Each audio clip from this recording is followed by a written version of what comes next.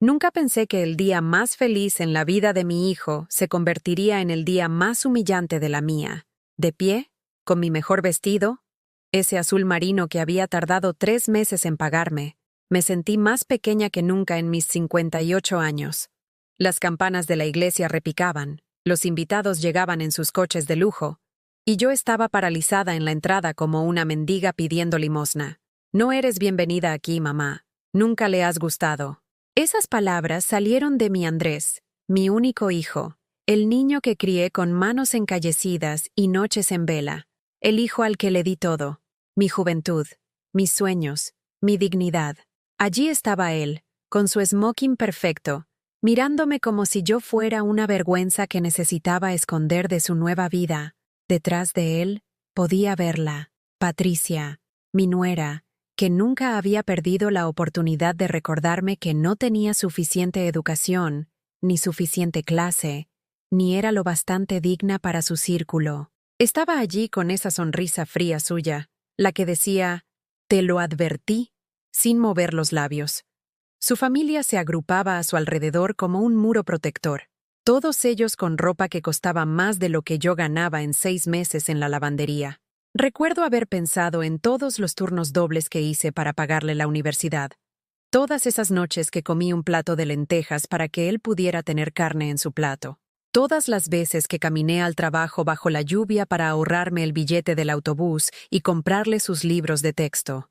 Mis manos, ásperas por años de lavar la ropa de otros, temblaban mientras sostenía el pequeño regalo que había envuelto con tanto esmero. Un álbum de fotos de su infancia. Cada una un recuerdo de un amor que ahora estaba rechazando. Los demás invitados empezaron a darse cuenta. Sentía sus ojos sobre mí. Oía cómo comenzaban los susurros. ¿No es esa su madre? ¿Por qué está ahí fuera? ¡Qué vergüenza! La humillación me quemaba por dentro como ácido, extendiéndose desde mi pecho hasta mi cara, haciendo que mis mejillas se sonrojaran de bochorno. Quise decir algo, recordarle quién era yo, todo lo que había sacrificado. Quise contarle sobre la noche en que nació, cuando lo sostuve en mis brazos y le prometí que nunca dejaría que nadie le hiciera daño. Quise recordarle la fiebre que casi se lo lleva cuando tenía 7 años, y cómo me quedé despierta 3 días seguidos, rezando y enfriando su frente con paños húmedos porque no podía permitirme un médico privado. Pero las palabras no salían. Se me quedaron atascadas en la garganta como piedras, pesadas e imposibles de tragar, porque en el fondo, en esa parte de mi corazón que todavía creía en la bondad de mi hijo, sabía que no era él quien hablaba. Era la voz de ella, su veneno, su manipulación ganando finalmente la guerra que llevaba 3 años librando contra mí. Patricia había sido paciente, eso sí que hay que reconocérselo. Nunca me atacó directamente. En su lugar, hacía pequeños comentarios sobre mis costumbres sencillas. Sugería que tal vez debería apuntarme a clases de inglés para mejorar, o mencionaba lo sofisticada y viajada que era su madre. Invitaba a Andrés a reuniones familiares que, de alguna manera, nunca me incluían, creando un nuevo mundo en el que yo no existía. Si disfrutas de las historias que tocan el corazón, por favor, suscríbete a nuestro canal. Estamos intentando llegar a los 1000 suscriptores y tu apoyo realmente ayuda a nuestro trabajo. Y por favor, comenta desde qué ciudad nos estás viendo. Observé el rostro de mi hijo, buscando alguna señal del niño que corría hacia mí cuando tenía miedo, que me llamaba su supermamá, cuando le arreglaba sus juguetes rotos con celo y oraciones. Pero ese niño se había ido, reemplazado por un hombre que había elegido la comodidad por encima del amor, el estatus por encima de la lealtad. El fotógrafo de la boda se acercó, probablemente preguntándose por qué la madre del novio estaba fuera como una extraña. Andrés le susurró algo rápidamente, y vi cómo la expresión del hombre cambiaba de la confusión a la lástima. Se harían sus fotos perfectas sin mí. Crearían sus hermosos recuerdos como si yo nunca hubiera existido. Me di la vuelta lentamente, sintiendo los pies como si fueran de plomo. Cada paso que me alejaba de esa iglesia era un paso que me alejaba de la vida que había construido, de la relación que había atesorado, del futuro que había imaginado. A mis espaldas, oí empezar la música. la celebración comenzando sin la mujer que lo había hecho todo posible. El camino a casa se me hizo eterno. Los vecinos se asomaban por las cortinas, y yo sabía que todos se habían enterado. En nuestro pequeño barrio, las noticias corrían como la pólvora. Al anochecer, todo el mundo sabría que a María Torres le habían impedido entrar en la boda de su propio hijo. La mujer que había estado tan orgullosa de su niño, que había pregonado su éxito a todo el que quisiera escuchar, había sido rechazada públicamente por el hijo que había criado sola. Esa noche me senté en mi pequeña cocina, todavía con aquel vestido azul marino, mirando el álbum de fotos que había traído de vuelta a casa. Cada imagen contaba una historia de amor, sacrificio y sueños. Aquí estaba Andrés en su graduación del instituto, radiante mientras me abrazaba con fuerza. Aquí estaba en su graduación de la universidad, dándome las gracias en su discurso por ser la mujer más fuerte que conocía. Pero mientras estaba sentada allí, en el silencio de mi casa vacía, me di cuenta de algo que lo cambiaría todo.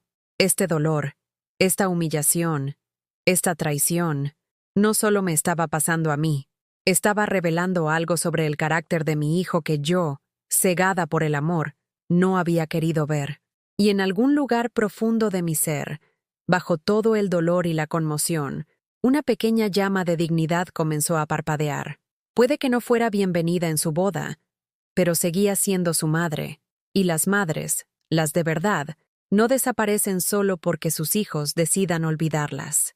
Primero cesaron las llamadas telefónicas. Esas conversaciones de los domingos que habían sido nuestra tradición durante 25 años, simplemente se desvanecieron, como si nunca hubieran existido. Yo me sentaba junto al teléfono cada fin de semana, esperando ese timbre familiar, diciéndome a mí misma que probablemente estaría ocupado con los preparativos de la luna de miel y luego adaptándose a la vida de casado. Pero las semanas se convirtieron en meses, y el silencio se hizo más pesado con cada día que pasaba. Cuando finalmente reuní el valor para llamarlo, Patricia contestaba con esa voz dulce y falsa que tenía. «Ay, María, qué alegría oírte. Andrés está en la ducha ahora mismo. Le diré que has llamado». Pero él nunca devolvía la llamada, ni una sola vez. Dejé mensajes que no obtuvieron respuesta. Envié mensajes de texto que eran leídos pero nunca contestados. Era como si me hubiera vuelto invisible en la vida de mi propio hijo. La primera vez que los vi juntos después de la boda fue en el supermercado, 3 meses después. Yo estaba en el pasillo de los productos de limpieza, comparando precios como siempre hacía, cuando oí su risa. La misma risa que solía llenar nuestro pequeño piso cuando era joven, cuando veíamos películas antiguas juntos los viernes por la noche, porque no podíamos permitirnos salir. Giré en la esquina y allí estaban, comprando como una pareja perfecta de revista. Patricia iba vestida con ropa de marca, empujando un carro lleno de caros alimentos ecológicos, mientras Andrés la seguía como un perrito faldero. Cuando me vio, observé cómo su rostro cambiaba. La alegría se desvaneció, reemplazada por algo que nunca antes había visto. Vergüenza. Se avergonzaba de mí. «Hola, hijo mío», dije suavemente, usando el apelativo cariñoso con el que lo llamaba desde que era un bebé. «¿Cómo estás?» Patricia se acercó más a él, pasando su brazo por el de él en un gesto claramente territorial. «Estamos de maravilla, ¿verdad, cariño? Comprando algunas cosillas para nuestra cena de esta noche. Vienen algunos de los colegas de Andrés». La forma en que dijo «colegas» dejaba claro que yo no encajaría en ese mundo, que mi presencia contaminaría de alguna manera su velada perfecta. Andrés apenas me miró a los ojos, murmurando un rápido «deberíamos irnos, cariño», antes de llevarse el carro, pero no sin que Patricia asestara su golpe final. «¿Sabes, María? Queríamos comentarte. Estamos pensando en mudarnos a una urbanización en las afueras. Andrés cree que sería mejor para nosotros tener algo de espacio, construir nuestras propias tradiciones. Seguro que lo entiendes». Lo entendía perfectamente. Me estaban borrando por completo, eliminando cualquier posibilidad de que pudiera entrometerme accidentalmente en su nueva vida. Mientras los veía alejarse, me di cuenta de que otros clientes me miraban, algunos con lástima, otros con curiosidad. A estas alturas, Todo el barrio sabía lo que había pasado en la boda. Y aquí estaba la secuela. El abandono total de una madre que lo había dado todo. En casa, esa tarde, me encontré mirando de nuevo los viejos álbumes de fotos, pero esta vez con otros ojos. Me vi a mí misma en una foto tras otra. Siempre dando, siempre sacrificándome, siempre poniendo a Andrés en primer lugar. En las obras de teatro de su colegio, yo era la madre que aplaudía más fuerte desde la última fila porque tenía que trabajar hasta tarde y llegaba justo a tiempo. En sus partidos, yo era la mujer que traía bocadillos caseros porque no podía pagar los precios del bar. En cada recuerdo, yo era el personaje secundario en la historia de mi propio hijo. La mujer que hacía las cosas posibles, pero que nunca era lo suficientemente buena para ser incluida en la celebración. Mi hermana Carmen me visitó esa semana, trayendo consigo sus propias y dolorosas observaciones. «María, tengo que contarte algo», dijo, sentada frente a mí en la mesa de la cocina. «Me encontré a la madre de Patricia en el banco ayer. Estaba presumiendo de cómo habían ayudado a Andrés a ver la verdad sobre su crianza y cómo él estaba finalmente libre para convertirse en el hombre que estaba destinado a ser». Las palabras me golpearon como puñetazos. Habían convertido mi amor en una carga, mis sacrificios en obstáculos. Todo lo que había hecho para ayudarlo a ascender, ahora se pintaba como algo que lo había frenado. Carmen continuó, con voz suave pero firme. Dijo que ya están planeando formar una familia y que quieren asegurarse de que los niños crezcan en el entorno adecuado, con las influencias adecuadas. La insinuación era clara. Yo no era ni adecuada, ni una influencia lo bastante buena como para formar parte de la vida de mis futuros nietos. Esa noche, me quedé despierta en la cama pensando en mi madre, ya fallecida, que había criado a 5 hijos durante los duros años de la posguerra. Una vez me dijo, «Hija, el amor no debe hacerte más pequeña. Si el amor de alguien te hace desaparecer, no es amor en absoluto». No había entendido lo que quería decir entonces, pero tumbada allí en la oscuridad, finalmente lo comprendí. El punto de ruptura llegó 2 semanas después, cuando vi el anuncio en el periódico local. Patricia estaba embarazada, y habían concedido una entrevista a la sección de sociedad sobre su feliz noticia y sus planes de futuro. En la foto, se veían radiantes y completos. Una unidad familiar perfecta que no tenía espacio para abuelas que trabajaban en lavanderías y vivían en pisos pequeños. Pero lo que me destrozó no fue el anuncio del embarazo, fue la cita de Andrés. Patricia y yo creemos en mirar hacia adelante, no hacia atrás. Queremos darle a nuestro hijo todas las ventajas, rodearlo de influencias positivas y oportunidades. Estamos muy agradecidos de empezar de cero juntos. Empezar de cero, como si toda su infancia, toda nuestra relación, fuera algo sucio que necesitaba ser lavado, como si 25 años de amor y sacrificio fueran solo influencias del pasado que podrían contaminar su nueva vida perfecta. Recorté el artículo y lo guardé en el cajón de la cocina, no porque quisiera atesorarlo, sino porque necesitaba recordar. Necesitaba recordar el momento exacto en que mi hijo miró a un fotógrafo de periódico y le dijo al mundo que su madre era alguien a quien necesitaba dejar atrás. Los susurros de los vecinos se hicieron más fuertes después de eso. En la tienda de la esquina, las conversaciones se detenían cuando yo entraba. En la iglesia, la gente me dedicaba esas miradas compasivas que, de alguna manera, me hacían sentir peor que si me juzgaran. Todos sabían que María Torres había sido completamente borrada de la nueva vida de su hijo, y todos observaban para ver cómo lo manejaría. Algunos ofrecían consejos no solicitados.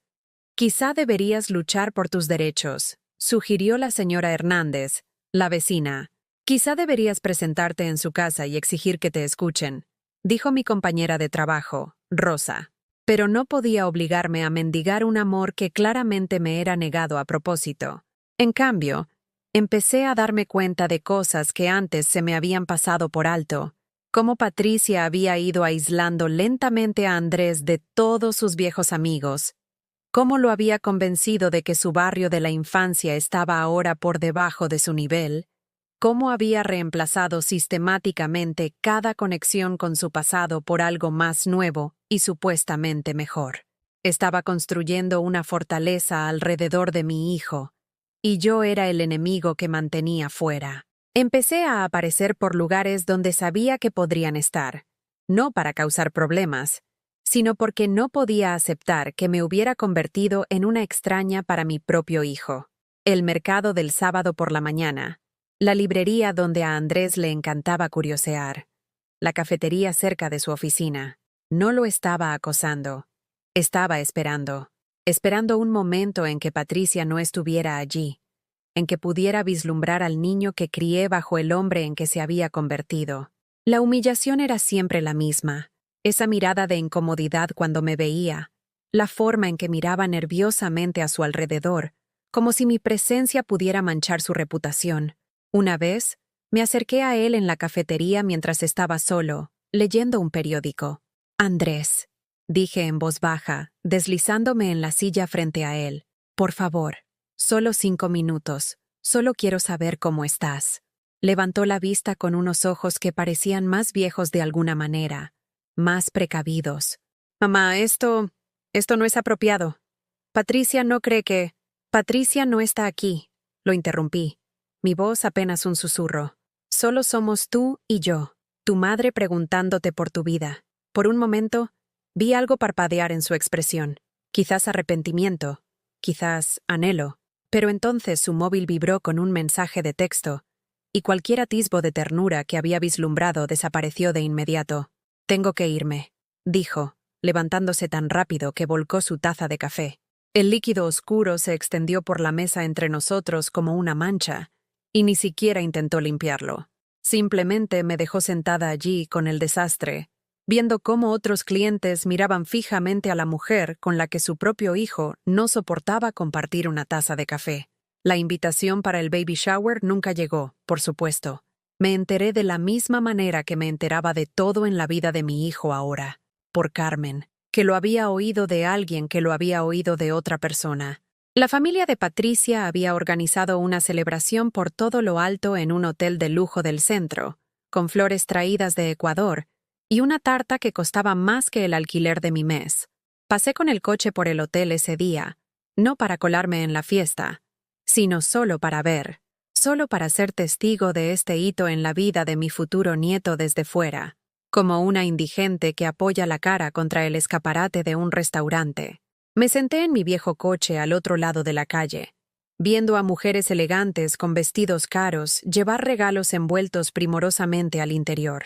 Reconocí a algunos de los amigos de la Universidad de Andrés, gente que solía venir a nuestro piso a cenar los domingos cuando él estaba estudiando, gente que había comido mi comida y me había dicho que yo era como una segunda madre para ellos. Ninguno había pensado en mencionarme el baby shower. Aún así, había traído un regalo, una mantita tejida a mano que había tardado 3 meses en terminar, trabajando en ella cada tarde después de mi turno en la lavandería. Era de lana amarilla suave, colores neutros, ya que no sabía si el bebé sería niño o niña. Cada punto había sido hecho con amor, con oraciones por un nieto al que quizás nunca me permitirían abrazar. Cuando la fiesta terminó y los invitados comenzaron a irse, vi a Patricia rodeada de sus amigas, riendo y radiante de felicidad por el embarazo. Andrés caminaba a su lado, cargando brazadas de regalos, pareciendo en todo momento el devoto esposo y futuro padre. Parecían personas que tenían todo lo que podían desear. Esperé hasta que se marcharon en su coche. Luego crucé la calle y le di mi regalo al portero del hotel. ¿Podría asegurarse de que esto le llegue a la señora Patricia Serrano?, le pedí. «Es para el bebé». El portero, un hombre mayor de rostro amable, me miró con comprensión. Quizás había visto esta escena antes. Quizás reconoció la tristeza particular de una abuela a la que no se le permitía hacerlo. «Por supuesto, señora. Me aseguraré de que lo reciba». Nunca supe si Patricia se quedó con la manta o la tiró. Pero tejerla me había dado algo que hacer con las manos. Algo en lo que canalizar mi amor, incluso si ese amor no tenía a dónde ir. El peor momento llegó cuando me encontré con Patricia en la consulta del médico a los 6 meses de su embarazo. Yo estaba allí para mi revisión anual, algo que había estado posponiendo por el coste, cuando la vi en la sala de espera. Su vientre era redondo y hermoso, y resplandecía como lo hacen las embarazadas cuando están felices y bien cuidadas. «María», dijo con esa sonrisa brillante y falsa, «qué sorpresa verte aquí. Debería haberme limitado a asentir y marcharme, pero algo desesperado en mí me hizo intentarlo una vez más. Patricia, estás preciosa. ¿Cómo te encuentras? ¿El bebé está sano?»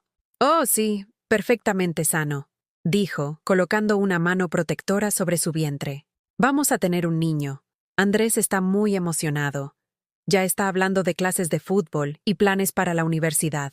Hizo una pausa, y luego soltó su veneno con precisión quirúrgica.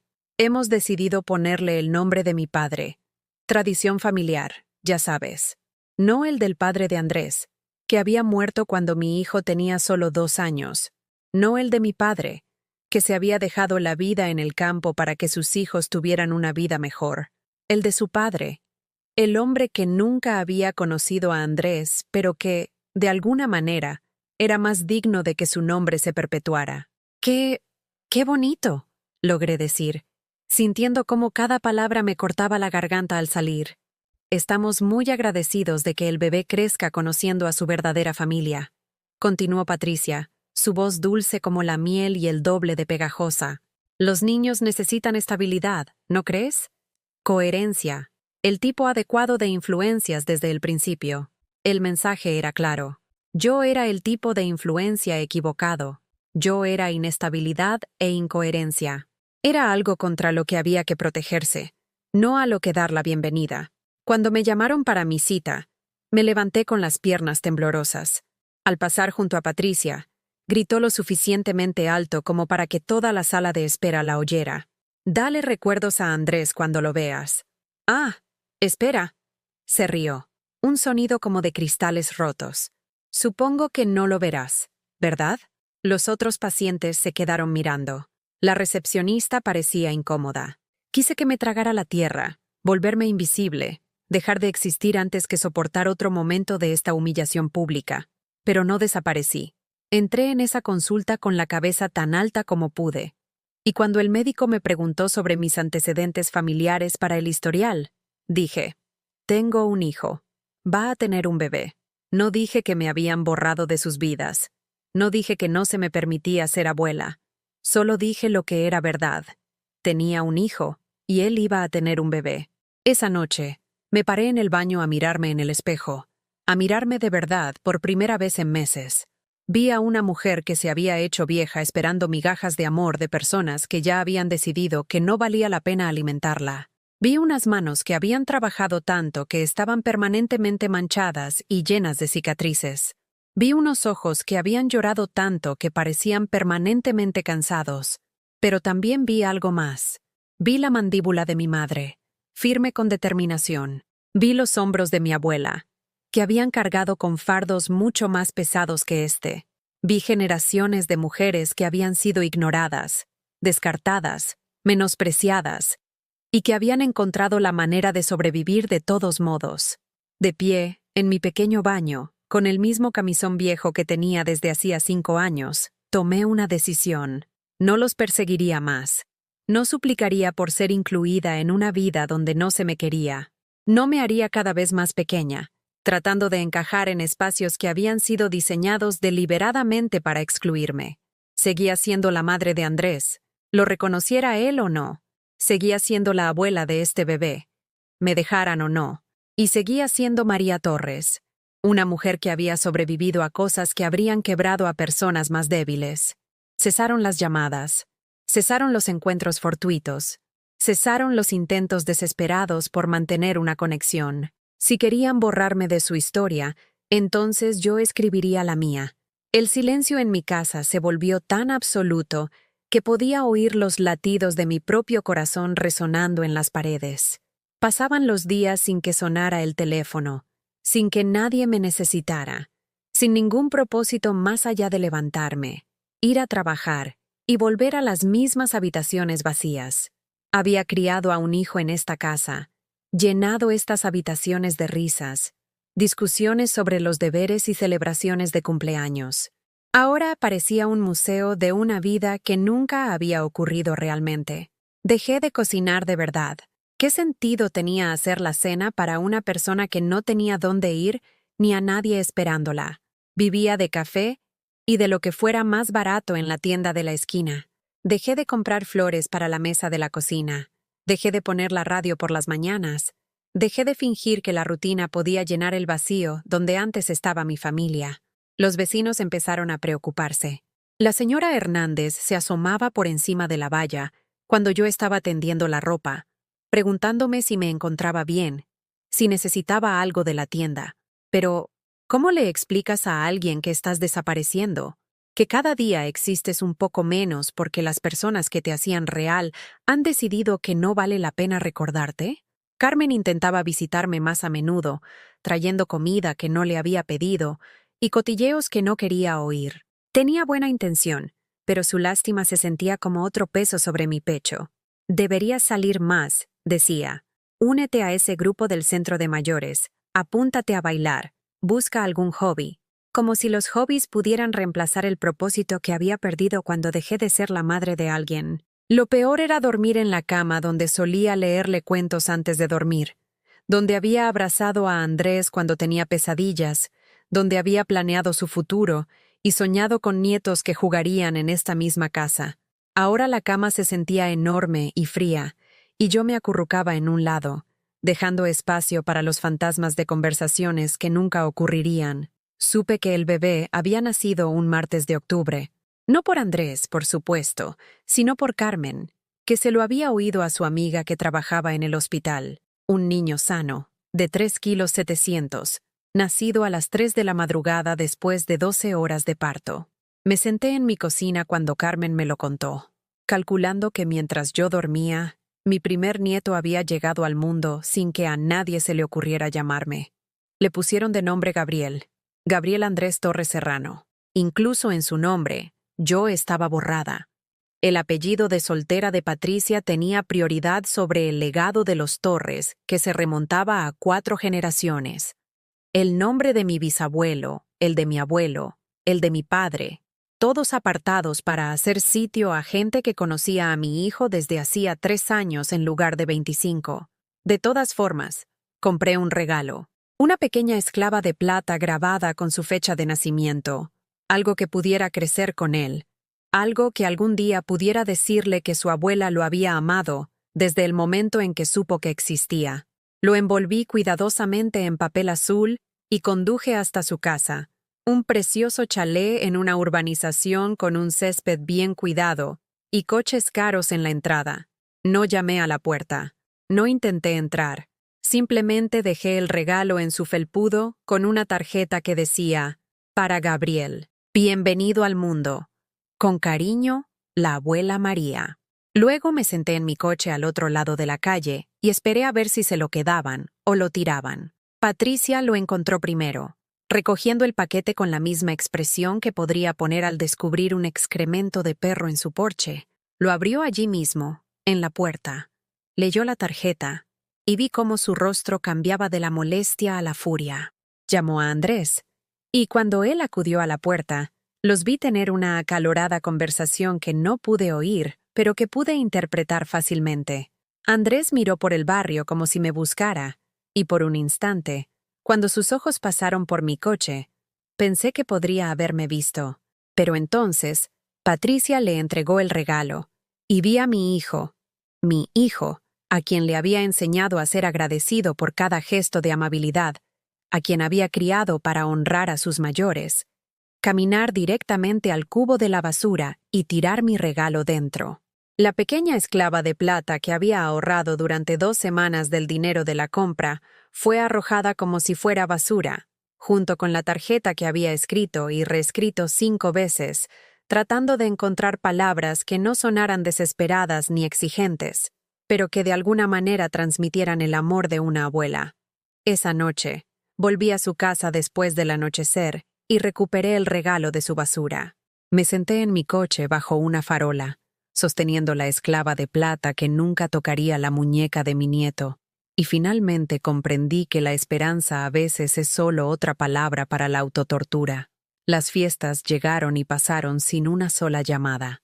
La mañana de Navidad, me senté en mi salón mirando el pequeño árbol que había puesto más por costumbre que por alegría, rodeada de regalos que había comprado para personas que nunca los abrirían. Un jersey para Andrés de su color favorito, un peluche para Gabriel, un bonito pañuelo para Patricia que había elegido antes de recordar que ella nunca querría nada de mí. Pasé el día de Navidad viendo películas antiguas y comiendo sopa de sobre, mientras en algún lugar de la ciudad, mi hijo estaba viendo a su propio hijo vivir su primera Navidad. Habría fotos que nunca vería, tradiciones de las que nunca formaría parte, recuerdos que se estaban creando y que nunca me incluirían. Nochevieja fue peor. Me quedé en mi pequeño patio trasero a medianoche, escuchando los fuegos artificiales y los sonidos de celebración que llegaban de otros barrios, de otras familias que estaban juntas, felices y completas. Pensé en hacer propósitos de año nuevo. Pero ¿qué te prometes a ti misma cuando ya has perdido todo por lo que vale la pena luchar? La soledad no era solo silenciosa, era ensordecedora. Llenaba cada rincón de cada habitación, hacía que cada espejo me devolviera el reflejo de una mujer que se había vuelto innecesaria para todos los que una vez la necesitaron. Empecé a hablar sola, solo para oír una voz humana, manteniendo ambas partes de conversaciones con gente que no estaba allí. «Buenos días, hijo mío», le decía a la cocina vacía. «¿Has dormido bien?». Luego respondía con la voz de Andrés de cuando era joven. «Sí, mamá, pero he vuelto a tener ese sueño en el que volaba». Era patético, pero era la única manera de recordar lo que se sentía al ser la madre de alguien. Dejé de ir a la iglesia porque no podía soportar las preguntas sobre mi familia, la forma cuidadosa en que la gente evitaba mencionar a los nietos, la lástima en sus voces cuando me preguntaban cómo estaba. Dejé de ir a la tienda de la esquina en las horas de más gente, porque no podía con las conversaciones triviales con los vecinos que conocían mi situación. Me convertí en un fantasma en mi propio barrio, invisible por elección en lugar de por la fuerza. Los álbumes de fotos se convirtieron en mi Biblia. Me sentaba con ellos durante horas, pasando el dedo por las fotos de cumpleaños, graduaciones y tardes de martes, cualquiera que en su momento parecían insignificantes, pero que ahora se sentían preciosas más allá de toda medida. Aquí estaba Andrés a los 5 años, desdentado y sonriente, sosteniendo un dibujo que había hecho de nuestra familia, solo él y yo, pero ambos sonreíamos y nos dábamos la mano. Aquí estaba a los 15, poniendo los ojos en blanco a la cámara, pero dejándome abrazarlo de todos modos. Aquí estaba a los 22, el día que consiguió su primer trabajo de verdad, llamándome a mí antes que a nadie para compartir la buena noticia. ¿Cuándo dejé de ser la primera persona a la que llamaba? ¿Cuándo me convertí en la última persona a la que quería ver? Pero en algún momento de aquellos tranquilos meses de duelo y aislamiento, algo empezó a cambiar. No la esperanza. Había renunciado a la esperanza. No la ira. La ira era demasiado agotadora para mantenerla. Algo más silencioso y más peligroso. Algo que se sentía como aceptación, pero con un filo. Algo que se sentía como paz, pero con un matiz. Todavía tenía algo de lo que ellos se habían olvidado, algo que no podían quitarme por mucho que me borraran de su presente. Yo tenía su historia, yo tenía su pasado. Tenía 25 años de verdad que ninguna reescritura podría cambiar. Y la verdad, empezaba a comprender. Tiene una forma de salir a la superficie cuando la gente menos se lo espera. Empecé a observarlos de otra manera, no con desesperación, no con esperanza, sino con la atención silenciosa de alguien que por fin entendía que el amor y la observación eran dos cosas distintas. Podía amar a mi hijo sin necesitar su aprobación. Podía preocuparme por mi nieto sin requerir acceso a él. Podía ser madre sin ser reconocida como tal. Esta nueva claridad llegó lentamente, como el amanecer sobre las montañas. Empecé a fijarme en cosas que se me habían pasado por alto cuando estaba demasiado ocupada mendigando migajas de afecto. La forma en que los hombros de Andrés se hundían cuando salía del edificio de su oficina, aunque supuestamente estuviera viviendo la vida de sus sueños. Las ojeras bajo sus ojos que la ropa de marca no podía ocultar. La forma en que consultaba su móvil constantemente, como si esperara un mensaje que nunca llegaba. También vi a Patricia, en el supermercado, en el banco, en los lugares donde transcurre la vida real, fuera de sus perfectas presentaciones en las redes sociales. Parecía cansada de una manera que el maquillaje caro no podía cubrir del todo. Su sonrisa parecía más forzada cada vez que la vislumbraba a distancia.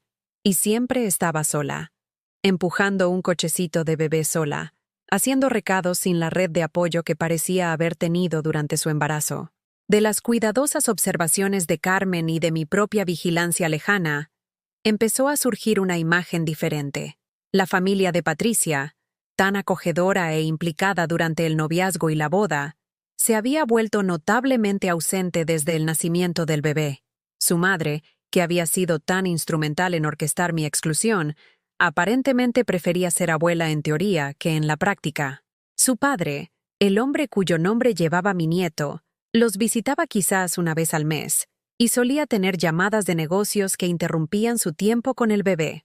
Los amigos que los habían rodeado en los buenos tiempos parecían menos disponibles ahora que la paternidad había complicado sus vidas y las había hecho menos glamurosas. Las cenas en casa se habían acabado. Los eventos sociales a los que antes asistían cada fin de semana habían sido reemplazados por noches en vela, ataques de llanto y el caos ordinario de la paternidad reciente. Supe que a Andrés lo habían descartado para el ascenso que esperaba, ese que se suponía que justificaría la casa cara y el estilo de vida que Patricia exigía. Sus colegas, aquellos a los que era tan importante impresionar que había prohibido a su madre en su vida, eran aparentemente menos leales de lo que había imaginado. Cuando necesitó apoyo, cuando la presión de mantener a una familia se volvió abrumadora, no estaban por ninguna parte.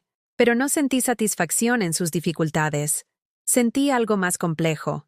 El reconocimiento de que la vida que habían construido era tan frágil como hermosa, y que el aislamiento era un cimiento peligroso para cualquier familia.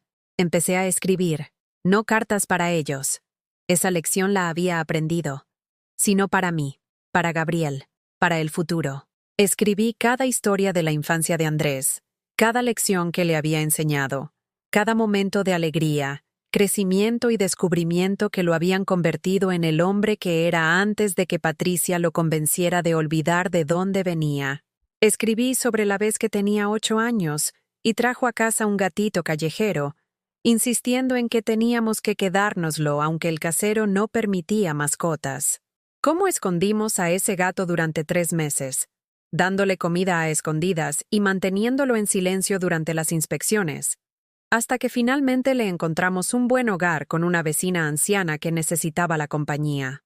«Mamá», me había dicho entonces, «a veces lo correcto no es lo más fácil, pero lo haces de todas formas porque el amor te hace valiente».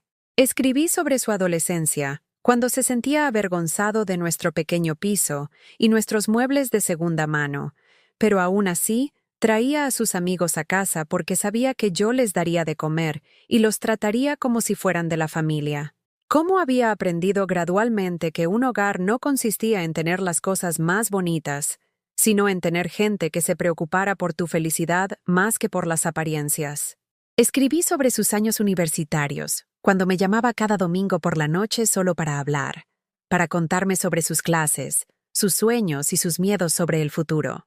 Cómo siempre terminaba esas llamadas diciendo, «Mamá, sé que no lo digo lo suficiente, pero todo lo bueno que hay en mí te lo debo a ti. Voy a hacer que te sientas orgullosa». Cada historia que escribía era un pequeño acto de resistencia contra el borrado que habían intentado. Podían eliminarme de su presente, pero no podían cambiar el hecho de que yo había estado allí en cada momento importante de sus primeros 29 años. No podían reescribir la historia de quién lo había amado primero, por más tiempo y de la forma más incondicional. También empecé a recordar la sabiduría de mi propia madre con una nueva comprensión. Ella había vivido su propia cuota de traiciones familiares. Había visto a hijos por los que se había sacrificado elegir la comodidad por encima de la lealtad. «Hija», solía decirme, «la gente puede olvidar de dónde viene, pero la vida tiene una forma de recordárselo. Tu trabajo no es forzar la lección. Tu trabajo es estar lista para cuando ellos estén listos para aprender». Dejé de vigilar su casa. Dejé de pasar con el coche por su barrio. Dejé de pedirle a Carmen noticias o de escuchar los cotilleos de los vecinos. En cambio, me centré en reconstruirme desde los cimientos, creando una vida que tuviera valor independientemente de si mi hijo reconocía mi existencia. Volví a cosas que había abandonado cuando toda mi energía se dedicaba a perseguir a personas que no querían ser alcanzadas.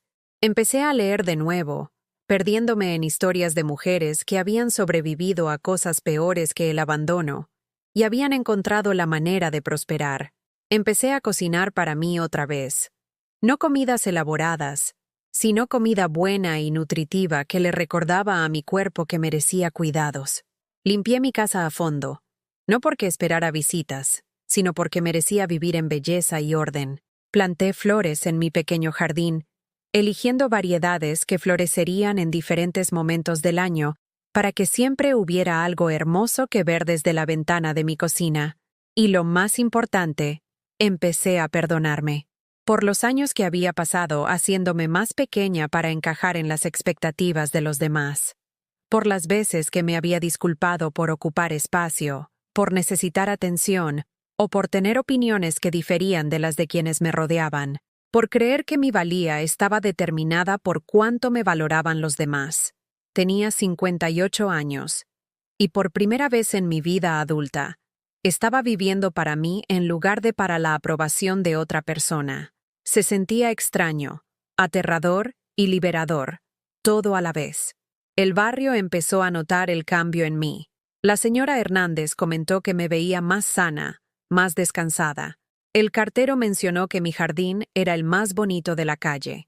Pequeñas conversaciones que antes se sentían forzadas, ahora se sentían naturales, porque no llevaba el peso de una tristeza desesperada a cada interacción. No era feliz, todavía no, pero ya no me estaba ahogando, ya no me estaba encogiendo, ya no estaba esperando que alguien más decidiera que era digna de amor. Y en ese nuevo espacio, ese lugar de fuerza tranquila que estaba construyendo para mí, empecé a sentir que algo se acercaba. No esperanza exactamente, sino posibilidad. No rescate, sino oportunidad. No la restauración de lo que había perdido, sino la oportunidad de descubrir lo que podría ganar. La tormenta que había destruido mi antigua vida por fin estaba amainando. Podía sentirlo en el aire, en la forma en que mis hombros ya no soportaban una tensión constante, en la forma en que podía dormir toda la noche sin tener pesadillas de ansiedad. Lo que viniera después no sería un regreso a cómo eran las cosas. Eso era imposible. Pero podría ser algo diferente, algo mejor, algo que ni siquiera podía imaginar todavía. Solo tenía que ser paciente un poco más. Solo tenía que confiar en que la verdad que había estado guardando todos estos meses encontraría su propio camino a la superficie cuando fuera el momento adecuado. La llamada llegó un jueves por la mañana de marzo, casi 2 años después de la boda que lo había cambiado todo. Estaba en mi jardín, plantando tomates y pensando en nada más complicado que si realmente había pasado la última helada, cuando mi teléfono sonó con un número que no reconocí. ¿Señora Torres? La voz era joven, femenina, nerviosa. Soy Laura, del Hospital La Paz. Llamo por su hijo, Andrés Torres. El mundo se tambaleó. Las llamadas de un hospital nunca eran buenas noticias. Y hacía tanto tiempo que no era el contacto de emergencia de nadie que había olvidado lo que se sentía con esa responsabilidad. Mis manos empezaron a temblar, incluso antes de oír lo que venía a continuación. Ha tenido un accidente de coche. Está estable ahora, pero ha estado preguntando por usted. Ha estado repitiendo su nombre una y otra vez, y encontramos su información de contacto en su cartera. Él parece muy angustiado porque usted no está aquí. Estaba en mi coche antes de que terminara de explicar los detalles. Habitación 314. Horario de visitas hasta las 8. Llevar identificación.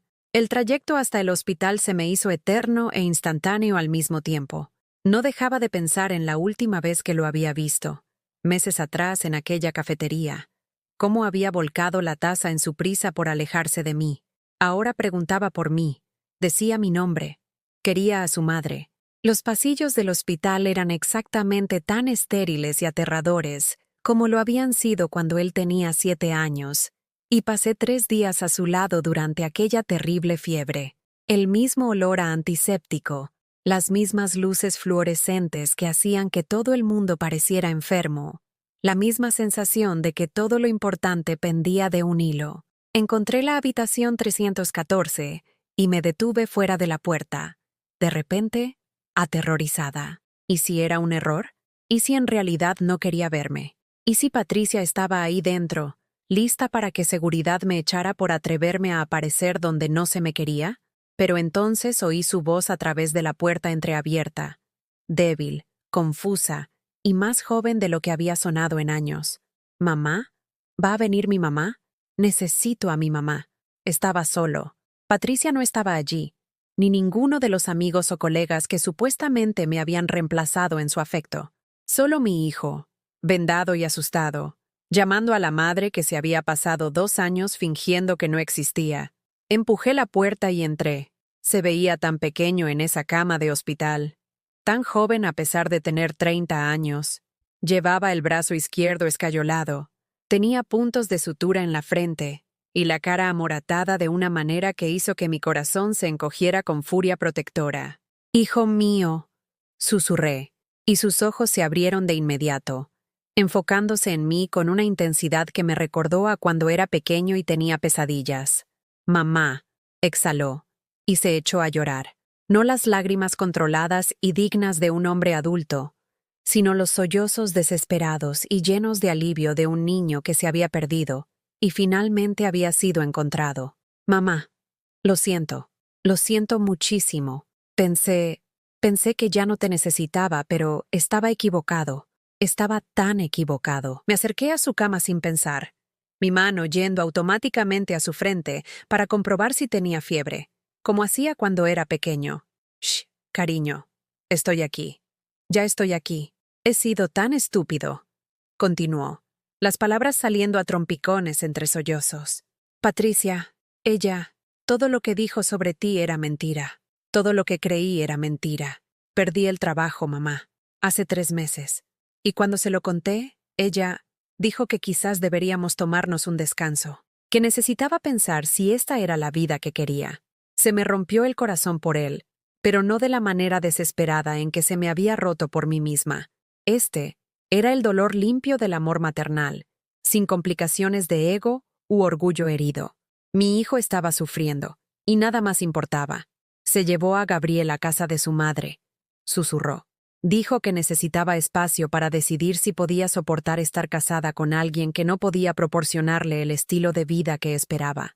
Lleva fuera 2 semanas, y yo ni siquiera sé si quiero que vuelva. Solo quiero a mi hijo, pero dice que no puedo verlo hasta que ponga mi vida en orden. Escuché mientras toda la historia salía de él, cómo la familia de Patricia había retirado su apoyo en el momento en que su carrera tropezó, cómo los amigos que habían cultivado habían desaparecido cuando las cenas en casa cesaron y los regalos caros se agotaron. Cómo había estado viviendo solo en esa casa grande, durmiendo a veces en el cuarto del niño, solo para sentirse cerca de Gabriel, preguntándose cómo su vida se había vuelto tan vacía, a pesar de tener todo lo que creía desear. «El accidente ocurrió porque estaba distraído», admitió. «Iba conduciendo y pensando en ti, en cómo te traté en la boda, en cómo tiré tu regalo para Gabriel. Estaba recordando cosas que solías decirme cuando era joven, sobre cómo la familia es lo único que realmente importa, sobre cómo no se puede construir la felicidad sobre la infelicidad de otros. Y me di cuenta de que me había convertido en alguien que no reconocerías, alguien que yo no reconozco».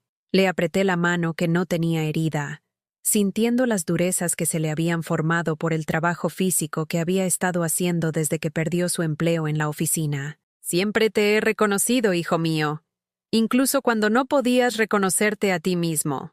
Encontré tus cartas», dijo de repente, «las que enviaste después de la boda.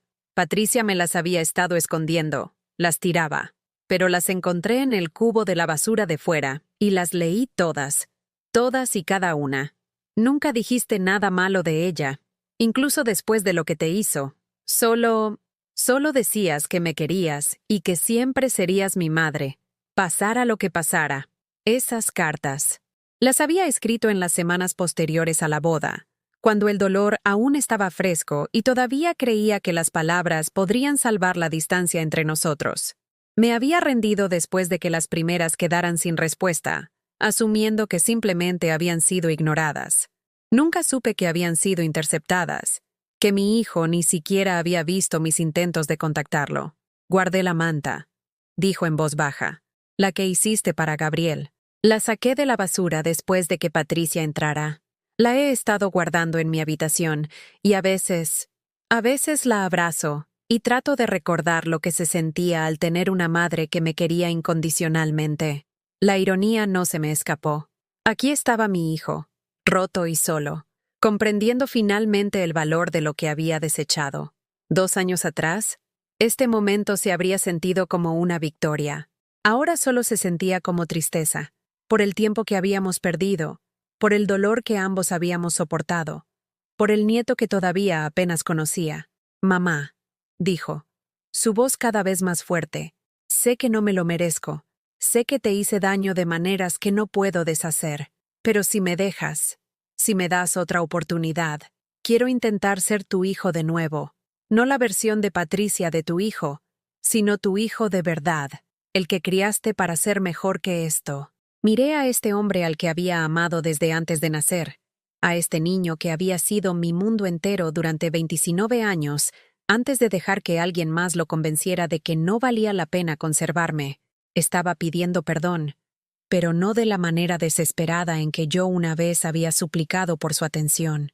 Lo pedía con la humildad de alguien que había aprendido la diferencia entre lo que quería y lo que necesitaba. Nunca dejaste de ser mi hijo, le dije simplemente. Incluso cuando lo olvidaste, incluso cuando intentaste borrarme, seguías siendo mío. Eso es lo que hacemos las madres. Te amamos a través del olvido hasta que vuelves a recordar. Fuera de la ventana de la habitación del hospital, podía ver el sol ponerse sobre la ciudad donde lo había criado, donde lo había perdido y donde, quizás, estaba a punto de encontrarlo de nuevo. Pero esta vez sería diferente.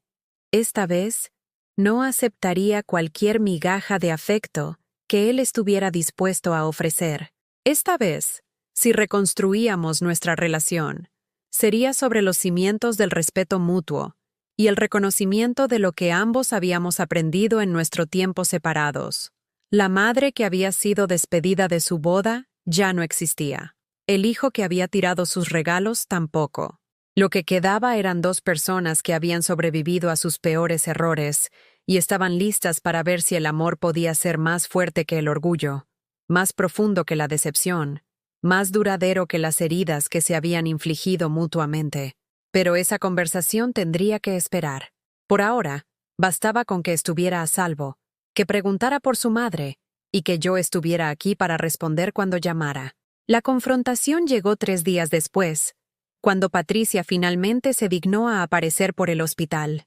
Yo estaba sentada junto a la cama de Andrés, ayudándole a comer porque su brazo izquierdo seguía escayolado, cuando ella irrumpió en la habitación como una tormenta que se había estado gestando durante semanas. Lucía perfecta, como siempre. El pelo peinado, el maquillaje impecable, vestida con ropa que costaba más que el alquiler mensual de la mayoría de la gente. Pero había algo diferente en ella ahora. Una dureza alrededor de sus ojos, una tensión en su sonrisa que delataba la desesperación bajo su pulido exterior. «Andrés, cariño», dijo, ignorando por completo mi presencia como si yo fuera un mueble del hospital. «He venido tan pronto como he podido. Mamá insistió en quedarse con Gabriel unos días más mientras solucionamos esta situación». Se movió para besarlo, pero Andrés giró ligeramente la cabeza, y sus labios aterrizaron en su mejilla en lugar de en su boca. Un pequeño gesto, pero que decía mucho sobre cuánto había cambiado en los 3 días desde que yo había regresado a su vida. «Patricia», dijo él en voz baja, «necesito preguntarte algo, y necesito que me digas la verdad». «Por supuesto, cariño». «¿Qué es?». Se acomodó en la silla al otro lado de su cama, finalmente dirigiéndome una fría inclinación de cabeza. «Hola, María. No esperaba verte aquí». «Mi madre tenía todo el derecho a estar aquí», dijo Andrés, su voz más fuerte de lo que había estado desde el accidente. «Es mi contacto de emergencia. Ha estado cuidando de mí. La máscara de Patricia se deslizó por un momento, revelando algo feo debajo. Bueno, sí, supongo que alguien tenía que hacerlo, ya que no se te ocurrió llamarme inmediatamente cuando ocurrió el accidente. Estuve inconsciente durante 6 horas, replicó Andrés. Y cuando desperté, la primera persona por la que pregunté fue mi madre. No por ti, por mi madre. El silencio que siguió fue eléctrico, cargado de tensión. Patricia miró de Andrés a mí y de nuevo a él, claramente recalculando su estrategia. Había entrado esperando encontrar a un marido agradecido, listo para aceptar cualquier término que ella ofreciera para su regreso. En cambio, encontró a un hombre que la miraba con nuevos ojos. Patricia, continuó Andrés, su voz calmada pero firme. ¿Interceptaste las cartas que mi madre me envió?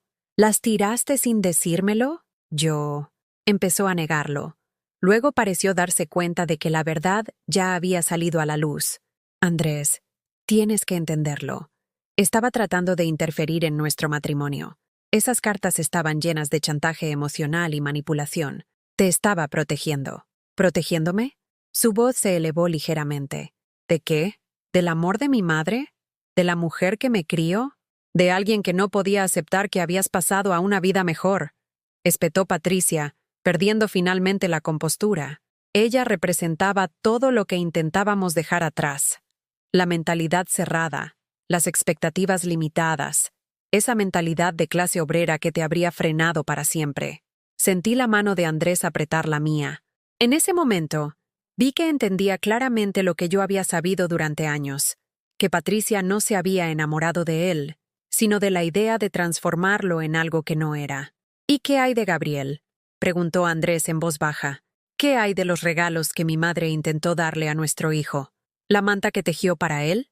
La cara de Patricia se sonrojó. Eso era diferente. Acordamos que queríamos que Gabriel tuviera lo mejor de todo. No podíamos permitir que se encariñara con cosas baratas hechas a mano cuando merecía mucho más. ¿Baratas? Hablé por primera vez desde que ella había entrado en la habitación, mi voz firme a pesar de la ira que ardía en mi pecho. Tardé 3 meses en hacer esa manta. Cada punto fue hecho con amor por un nieto al que no se me permitía conocer. Tiraste el amor, Patricia. Tiraste el amor y lo llamaste proteger a tu hijo. No me des lecciones sobre el amor, replicó Patricia, su voz volviéndose afilada y desagradable. Tú tuviste tu oportunidad de criar a un hijo, y mira cómo salió. Andrés necesitaba aprender sobre el mundo real, sobre la ambición y el éxito y hacer algo de provecho, no sobre conformarse con la mediocridad y llamarlo amor. Las palabras quedaron suspendidas en el aire como veneno. En su furia, Patricia finalmente había revelado exactamente lo que pensaba de la mujer que había formado al hombre con el que se había casado. Había mostrado su verdadera cara, y era tan fea como siempre había sospechado. «Patricia», dijo Andrés, su voz mortalmente tranquila. «Mi madre tuvo 2 trabajos para pagarme la universidad. Sacrificó todo para que yo pudiera tener oportunidades que ella nunca tuvo. Me enseñó sobre la bondad, la lealtad, sobre cómo es el amor de verdad. ¿Y tú? Tú me convenciste de que tirara todo eso a la basura porque te avergonzabas de mis orígenes». «No me avergonzaba», protestó Patricia, pero su voz carecía de convicción. «Solo quería algo mejor para nosotros, para nuestra familia». «¿Mejor que qué?», exigió Andrés. ¿Mejor que el amor incondicional? ¿Mejor que alguien que estaría a mi lado cuando las cosas se pusieran difíciles? Porque, ¿dónde estabas exactamente cuando perdí mi trabajo, Patricia? ¿Dónde estaba tu familia cuando necesité apoyo? El rostro de Patricia palideció. Eso es diferente. Necesitábamos tiempo para pensar, para planificar. Necesitabas tiempo para decidir si yo todavía valía tu inversión, interrumpió Andrés. Y la respuesta fue no, ¿verdad? En el momento en que no pude proporcionar el estilo de vida que esperabas, hiciste las maletas con nuestro hijo y te fuiste. Pero mi madre ha estado aquí todos los días desde mi accidente. Ella me ha estado dando de comer, me ha leído, me ha cogido la mano cuando el dolor se hacía más fuerte. No porque yo pueda darle nada, sino porque me quiere. Esa es la diferencia entre su tipo de amor y el de ella. Observé cómo la expresión de Patricia cambiaba al darse cuenta de que estaba perdiendo esta batalla. La manipulación que tan bien había funcionado cuando Andrés estaba desesperado por ser aceptado en su mundo no tenía ningún poder sobre un hombre que había recordado su propia valía. «Estás cometiendo un error», dijo ella, con un tono de desesperación en la voz. «Estás eligiendo el pasado por encima del futuro. Estás eligiendo la limitación por encima de la posibilidad». «No», dijo Andrés con firmeza. «Estoy eligiendo el amor de verdad por encima de la aceptación condicional. Estoy eligiendo la familia por encima del estatus. Estoy eligiendo a la mujer que me enseñó a ser un buen hombre por encima de la mujer que intentó avergonzarme de mis orígenes». Patricia se levantó bruscamente, el sonido de su silla arañando el suelo del hospital. «Bien, pero no vuelvas arrastrándote cuando te des cuenta de a lo que estás renunciando. No esperes que te espere mientras juegas a las casitas con tu madre y finges que esta fantasía va a durar». «No estoy renunciando a nada importante», replicó Andrés, «pero sí he terminado de renunciar a las cosas que importan. Quiero ver a mi hijo, Patricia. Quiero que Gabriel conozca a su abuela. Quiero que entienda que el amor no consiste en tener las cosas más caras, sino en tener gente que te querrá incluso cuando no tengas nada. Gabriel también es mi hijo», dijo Patricia con frialdad. «Y no permitiré que le influyan personas que no pueden ofrecerle la vida que se merece». «Gabriel es nuestro hijo», corrigió Andrés, «y merece conocer a toda su familia, no solo a la parte que tú apruebas». Patricia nos miró a los dos, su rostro una máscara de furia y cálculo. «Eso ya lo veremos», dijo finalmente. «Ya lo veremos». Salió de la habitación de forma tan dramática como había entrado, dejando tras de sí solo el persistente olor a perfume caro y el eco de unas amenazas que no llegarían a nada. Andrés me apretó la mano y me miró con unos ojos que contenían tanto arrepentimiento como alivio. «Siento que hayas tenido que oír eso, mamá. Siento haber tardado tanto en ver lo que realmente pensaba de ti, de nosotros. Algunas lecciones solo se pueden aprender por las malas, hijo mío», le dije con suavidad. «Lo que importa es que las has aprendido». Fuera de la ventana del hospital, se estaban acumulando nubarrones de tormenta, pero yo me sentía más ligera que en años. Por fin se había dicho la verdad. Por fin se habían caído las máscaras. Y mi hijo, mi verdadero hijo, no la persona en la que Patricia había intentado moldearlo, por fin volvía a casa. La batalla no había terminado. Patricia lucharía por Gabriel. Intentaría usar a nuestro nieto como un arma en cualquier acuerdo de custodia que viniera después. Pero, por primera vez en 2 años, no afrontaba esa lucha sola. Había recuperado a mi hijo, y juntos, encontraríamos la manera de traer a Gabriel a casa también. La vista por la custodia se fijó para un martes gris de noviembre, casi 8 meses después de la confrontación en el hospital, que lo había cambiado todo. Me senté en el pasillo del juzgado junto a Andrés, observándolo repasar sus notas una vez más, con las manos más firmes de lo que las había tenido en meses.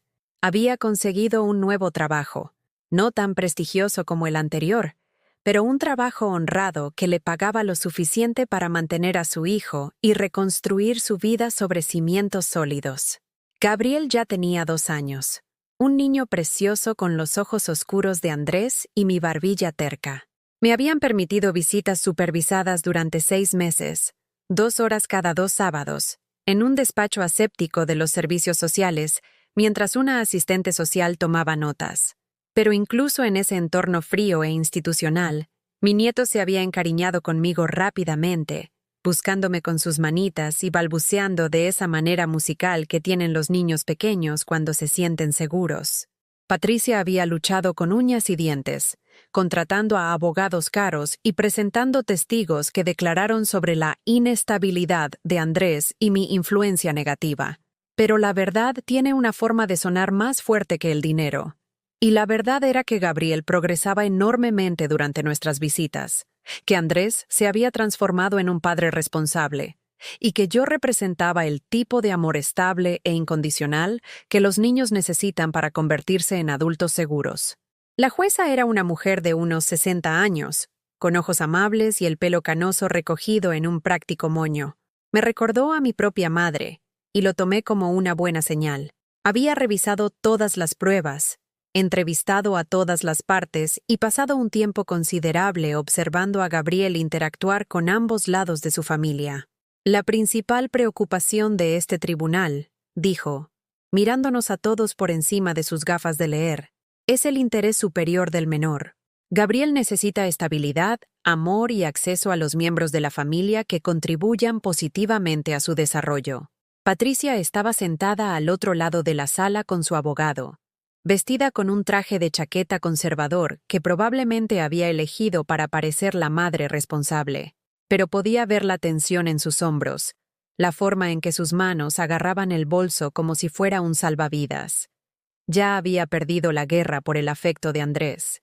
Ahora luchaba por conservar la última arma que le quedaba contra nosotros. Basándome en mi revisión de las pruebas y en mis observaciones de la dinámica familiar, continuó la jueza, concedo la custodia principal al señor Andrés Torres, con un régimen de visitas para la señora Patricia Serrano cada 2 fines de semana y en vacaciones alternas. La mano de Andrés encontró la mía, apretándola suavemente mientras el alivio nos inundaba a ambos. Gabriel vendría a casa. Gabriel crecería conociendo a su padre, conociendo a su abuela, entendiendo que el amor no requiere perfección, pero sí requiere presencia. Además, añadió la jueza, no veo ninguna razón por la que la abuela paterna, la señora María Torres, no deba tener un contacto regular y no supervisado con su nieto. Las pruebas demuestran que proporciona un entorno estable y afectuoso que contribuye al bienestar emocional del niño. El rostro de Patricia se quedó blanco. Se había pasado 2 años intentando borrarme de la vida de Gabriel, y ahora la propia ley afirmaba mi lugar en su mundo. La justicia, al parecer, llega a su debido tiempo. La primera noche que Gabriel se quedó en nuestra casa, me había mudado con Andrés para ayudarle con el niño mientras él trabajaba. Durmió en la cuna que Andrés había montado en lo que solía ser su dormitorio de la infancia. Me quedé en el umbral de la puerta observando dormir a mi nieto, este pequeño milagro que me habían arrebatado durante tanto tiempo, y sentí algo que casi había olvidado que existía, una paz absoluta. Andrés me encontró allí, montando guardia junto a Gabriel como la abuela que siempre debí ser. Gracias, mamá, susurró, por esperar, por perdonarme, por seguir aquí cuando por fin entré en razón. Eso es lo que hacemos las madres, le dije simplemente. Esperamos, perdonamos, estamos aquí. Durante los meses siguientes, construimos un nuevo tipo de familia, no la unidad familiar tradicional que Patricia había imaginado, sino algo más honesto y resiliente. Andrés y yo trabajamos juntos para criar a Gabriel, compartiendo las tareas de la cocina, los cuentos para dormir y las 1000 pequeñas cosas que componen la vida diaria con un niño pequeño. Gabriel aprendió a decir «abuela» antes de poder pronunciar correctamente la mayoría de las otras palabras. Corría hacia mí cuando se raspaba las rodillas, se acurrucaba en mi regazo cuando estaba cansado e insistía en que le leyera el mismo cuento cada noche. La historia de un niño que vivía con su padre y su abuela, y era tan querido que hasta la luna sonreía sobre su casa. Patricia ejerció su derecho de visita esporádicamente al principio, y luego con cada vez menos frecuencia a medida que su nueva vida tenía prioridad sobre la maternidad. Se volvió a casar al cabo de 1 año, eligiendo a un empresario adinerado que trataba a Gabriel como una molestia en lugar de como a un hijastro. Sus visitas se volvieron superficiales, una obligación más que una alegría, y Gabriel empezó a preferir quedarse en casa con nosotros, a pasar los fines de semana en una casa donde se esperaba que estuviera presente, pero en silencio. No sentí ningún triunfo en su progresivo alejamiento de la vida de Gabriel. Sentí tristeza por lo que se estaba perdiendo, por el amor que decidía no aceptar, pero también sentí una satisfacción protectora al saber que mi nieto crecería conociendo la diferencia entre el amor condicional y el incondicional, entre ser querido y ser atesorado. Los vecinos que una vez habían susurrado sobre mi desgracia, ahora pasaban regularmente a ver a Gabriel y a traerle pequeños regalos. La señora Hernández le enseñó a plantar hortalizas en nuestro jardín. El cartero le guardaba sellos interesantes para su colección. Toda la comunidad que había sido testigo de mi exilio Ahora celebraba mi restauración, entendiendo que a veces las familias más fuertes son las que sobreviven a una ruptura y eligen reconstruirse con más sabiduría que antes. En el tercer cumpleaños de Gabriel, organizamos una fiesta en nuestro jardín trasero. Nada del otro mundo, solo tarta, globos y esa alegría sencilla que los niños entienden mejor que los adultos. Gabriel se sentó en mi regazo para soplar las velas, sus pequeñas manos sobre las mías mientras pedíamos un deseo juntos. Deseé su felicidad, su salud, un futuro lleno de personas que lo quisieran como merecía ser querido. Después de que los invitados se fueran y Gabriel se durmiera, Andrés y yo nos sentamos en el porche trasero, tomando un café y observando a las luciérnagas danzar alrededor del jardín que habíamos plantado juntos. ¿Alguna vez te preguntas qué habría pasado si Patricia te hubiera aceptado desde el principio? Preguntó. Consideré la pregunta con cuidado. A veces lo pienso, le dije, pero he aprendido que algunos regalos vienen disfrazados de pérdidas. Si me hubiera aceptado, puede que nunca hubieras aprendido a valorar lo que es el amor de verdad. Puede que Gabriel nunca hubiera entendido que las cosas más preciosas de la vida no se pueden comprar ni vender. Y puede que tú nunca hubieras descubierto lo fuerte que eres en realidad, añadió Andrés. Tenía razón. La mujer que había sido rechazada en su boda era alguien que obtenía su valía de la aprobación de los demás. La mujer sentada en este porche era alguien que había aprendido a encontrar valor en su propio carácter, en sus propias decisiones, en su propia capacidad de amar. Me habían demolido hasta los cimientos y me había reconstruido más fuerte. Además, dije, sonriendo al oír los suaves ronquidos de Gabriel que llegaban desde la ventana de su dormitorio. Aquí es exactamente donde se supone que debemos estar, los tres juntos, en una casa llena de un amor que no depende del permiso de nadie para existir. Las luciérnagas continuaron su danza ancestral, parpadeando en la oscuridad como pequeñas estrellas, como promesas, como la esperanza hecha visible. Y me di cuenta de que esta noche tranquila con mi hijo y mi nieto durmiendo a salvo bajo el mismo techo, este jardín que habíamos plantado con nuestras propias manos, este amor que habíamos luchado por preservar y reconstruir, era la victoria, no la venganza, no la reivindicación, sino algo más simple y profundo, la certeza de que había sobrevivido a mi peor pesadilla y había salido de ella con mi capacidad de amar no solo intacta, sino expandida.